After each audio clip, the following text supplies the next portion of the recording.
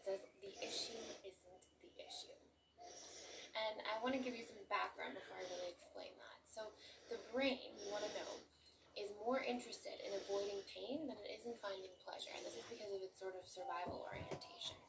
And we often think that an addictive behavior is something we are going towards. Like, I need that drink.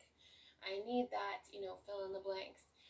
But instead, for the purpose of this course, I want you to start looking behind the scenes as the addiction being more about something you're moving away from. It's about the pain you're avoiding, not the pleasure that you're seeking. It's about what happens the moment before you're triggered to need that glass of wine. Okay, so in other words, the impulse may be less for a substance or behavior and more an impulse to get away from a thought, a feeling, or a stored association.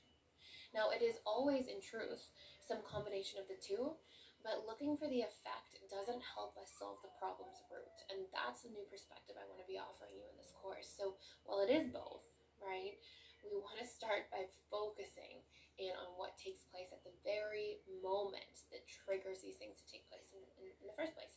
And I want you to think about this for a second. And in Johann Hari's TED Talk, he talks about something that's a sort of similar example.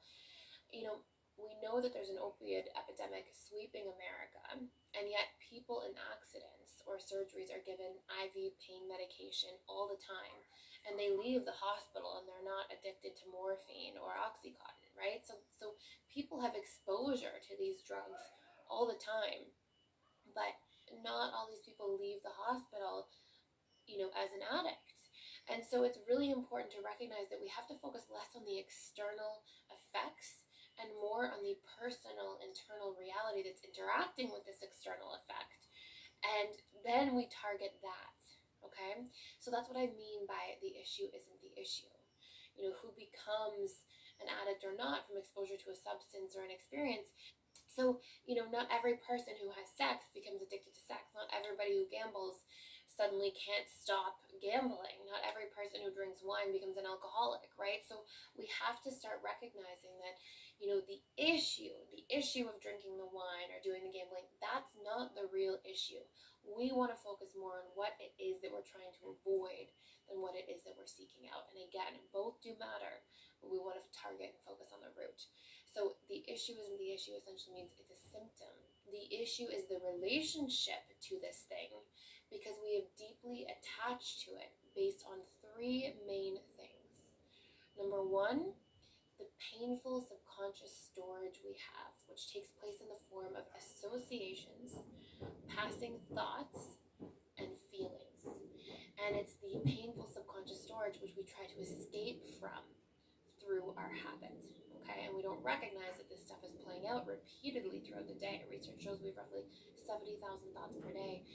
And we don't realize that this is all playing out because we have these automatic behavioral responses and a lot of our thoughts and passing feelings are happening on autopilot. And I want to put a note there, a side note under, point number one out of these three things is that any passing thought or belief that you have that just runs on autopilot, you are emotionally responding to as if it's an absolute truth. So if you have this passing thought while you're driving home from work that says, I'm going to be alone forever in my life, you are living in a reality in that moment where you are alone forever. And this is, the reading for your life. Like, this is what's taking place. You're about to be alone forever.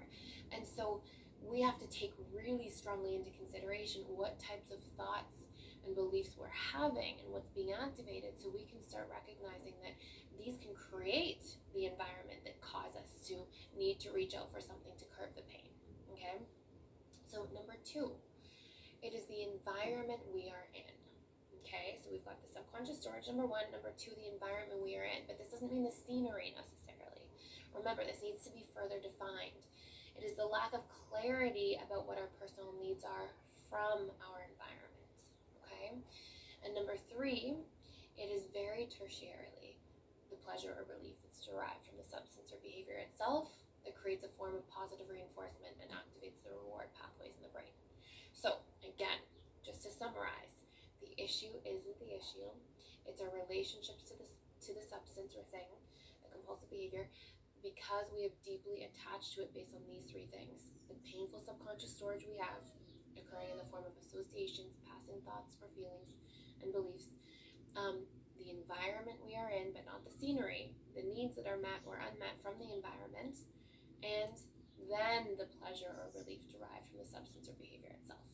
And this is what creates that positive reinforcement and really sort of hardwires in that need to keep seeking out that substance as it's activating reward pathways in the brain. So I just want you to be really clear about that. Maybe pause, take some notes about that. We are going to start to define yours in the next part of this module. And then we're going to go into 9 main steps to start transforming these things that are showing up in your reality.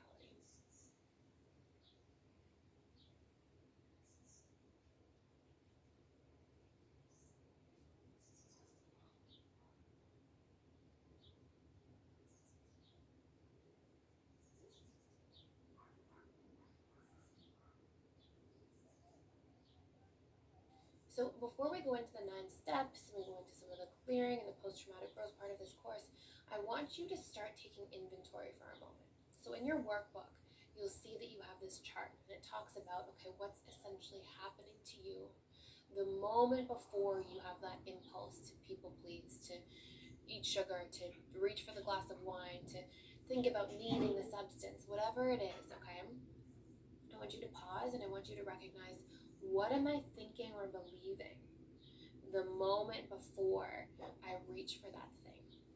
And this is going to be a little bit tough to recognize at first, but the way you're going to sort of hack this is when you see yourself craving something, okay, I want you to just start taking a step backwards and going, what was I just thinking or feeling about just before I had this craving triggered? And I want you to start practicing tuning into that every time you see yourself reaching for that thing or going towards whatever it is that you're going towards. I want you to tune back into, what was I going away from first? Okay, and in your chart there, you'll see that it's what thoughts was I having, what painful beliefs or associations were activated. So this can be, this belief came up that I'm going to be alone forever, and oh, that's a story I've been telling myself since 2nd grade, whatever it is, okay? So you're just taking inventory, and you'll see there in your workbook that there are core belief patterns that are both internal and external that are referenced. So you can circle those as sort of these prompters to see some of your own patterns.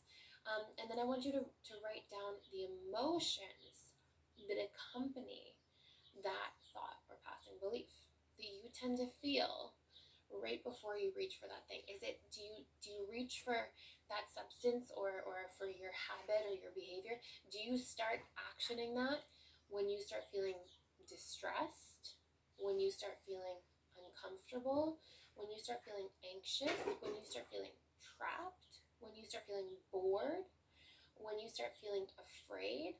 What specifically are the emotions that take place right before you go to do that thing? And you're going to start recognizing what feelings you're avoiding, what painful beliefs that are stored that you're avoiding, and what patterns of thought you're avoiding. Once you can start sourcing this and isolating it, now you can see the real problem, the real issue. Okay, so start there, and then I'm going to take you through some steps for breaking through some of these things and repatterning them in the next module of this